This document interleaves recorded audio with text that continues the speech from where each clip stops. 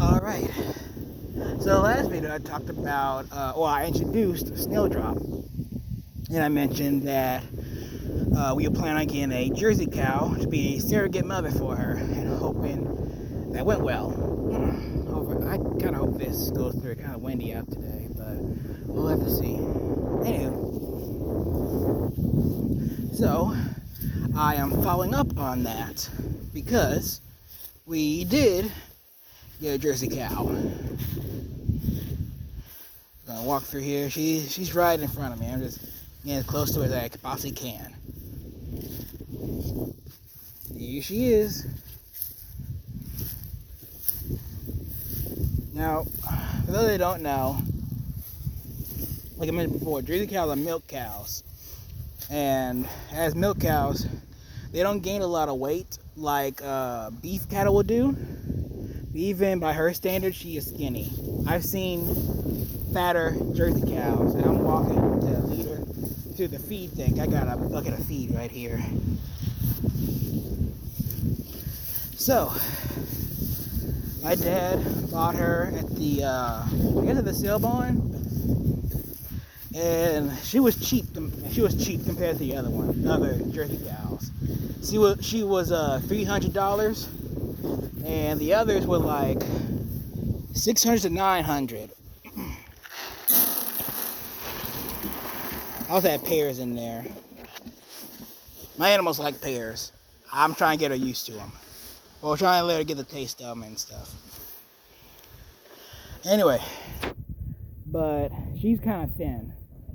I don't know what farm or place she came from exactly, but she's rough. She's real rough. Now, when I first laid eyes on her, she was skinnier, if you can believe it. From the looks of it, she has filled out a little bit, thanks to us feeding her. But it's still, and also, she had a limp. She had a limp on her back leg. It was this one. But from the looks of it, that limp is almost gone. She got a goiter back here on her butt. I'm going to show that. She's got that goiter. Her haunches were, yeah, I still see it. They're a little lopsided. And her bag's a little lopsided too. I'm pointing out all these flaws. I'm sorry. I don't mean to give you a complex. I don't blame you for where you came from. But that's good. It's a good thing you came here. Anyway, I say that because when I raised Heather, I got her fat. Like, I got her so big, I didn't even know she was pregnant until she had the calf. I'm not saying she's gonna get that big, mind you, but she'll fill out better. I think my dad gave her some worm medicine. It might have been what helped her fill out some more. Again, she probably had worms. Probably got all that out of her system. She looks better than she did before. And with the food we're feeding her, plus me adding in a little some little extra tidbits and pears and stuff, hopefully she'll fill out pretty well, at least to Jersey cow standards. Now, on their relationship, like her and Snowdrop's relationship, as you can see, Snowdrop followed us all the way here. Not just because I feed her, but also because she's getting milk from the Jersey cow. In fact, when my dad got her, he told me this.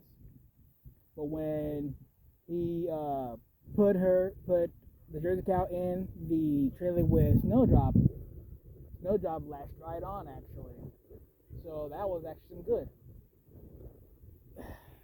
And I keep calling it the Jersey cow because I don't have a name for her yet. I'm still workshopping it. I don't want something like of a cliche like Bessie or Betsy, what other of those cliche dairy cow names people will give on cows on TV shows and stuff. I can't think of it right now. I didn't know about Bessie and Betsy.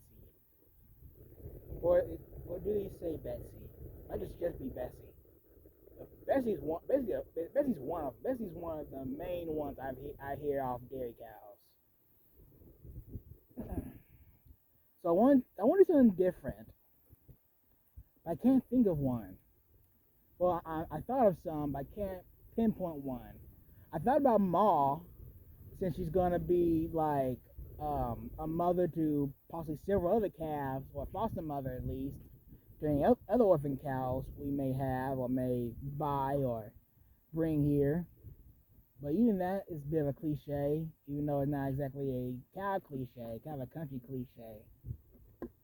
More of the boondocks. Well, no, I can't say boondocks, not boondocks. What's the word I'm looking for? Anyway, but Ma don't sound right either. Jezebel maybe.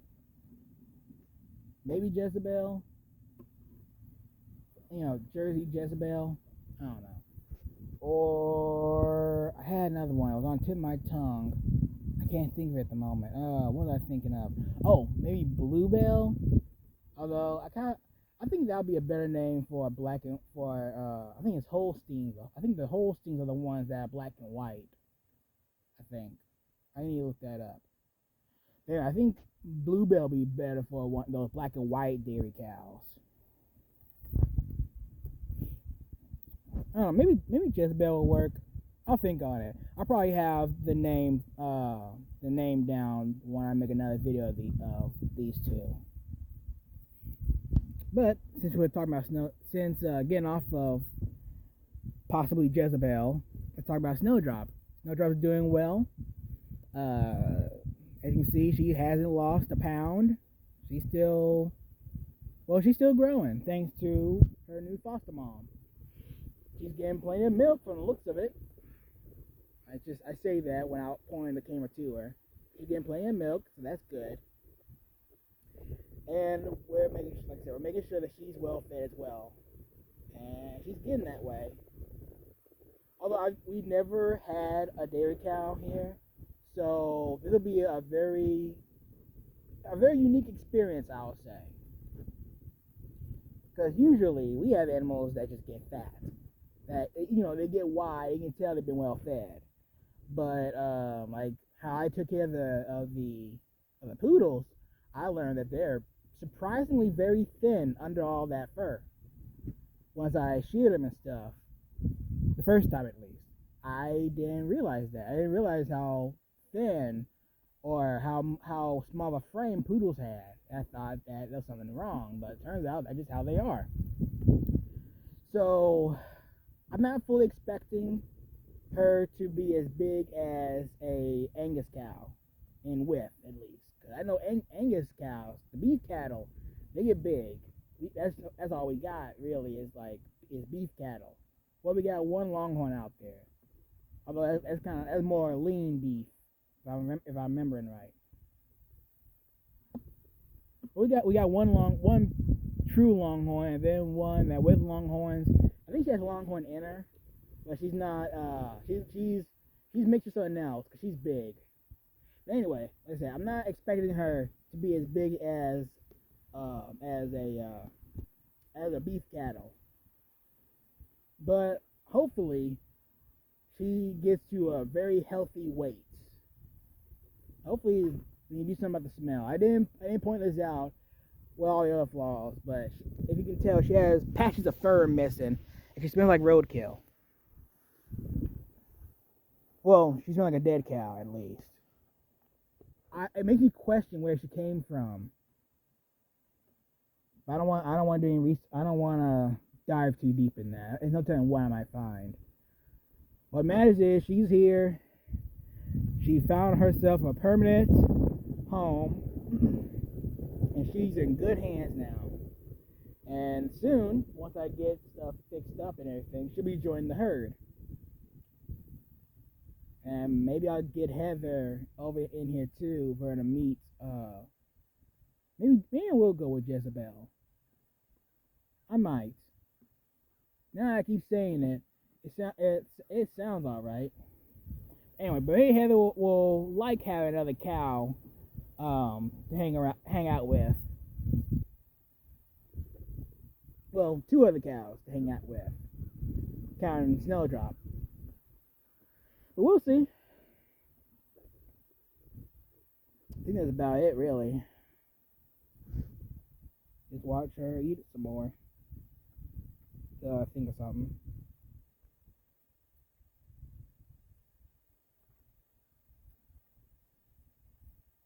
Oh, well, I can't say what kind of grain I'm feeding her. We're feeding her sweet feed. And I think that's actually pretty. Well, there's other feed, the other kind of feed that probably will fill her out. But I think sweet feed is good, since those added sugar is probably helping with filling her out too. All the added sugar. If you make some stock feed in there, that'd be good too.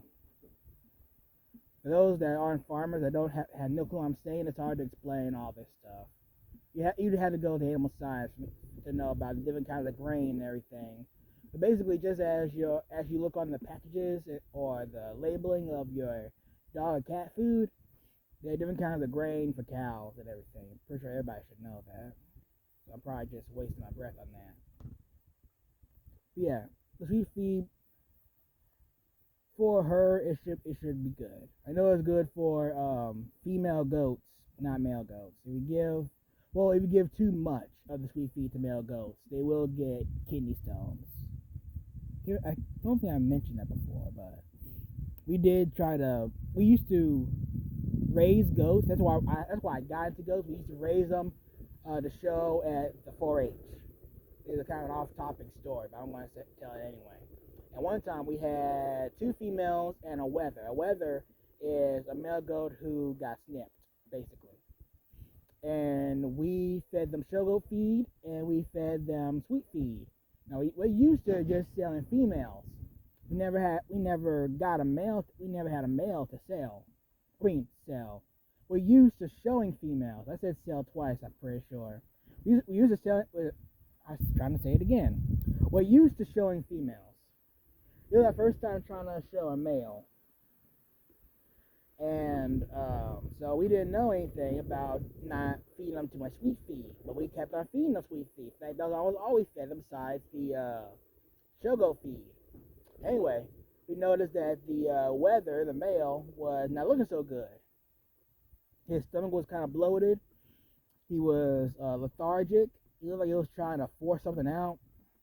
We took him to the vet, and we found out that he had bad kidney stones, so bad that they actually they ruptured his bladder. At last I remember, if we tried to treat it, he would probably have a tube sticking out or something to help release all that urine. So we had to just put him down. It was sad. We kind of got used to him. Well, at least I did. But now we know not to feed them sweet feed. At least not feed them a whole bunch like how we were feeding them. Just a little bit for a treat here and there. But it don't affect females that way. And it probably don't do the same for cows, last I remember. At least I don't know if they do the same for bulls. I'm not sure. But anyway, that's about it. So with that out of the way, I'll see you guys in the next video.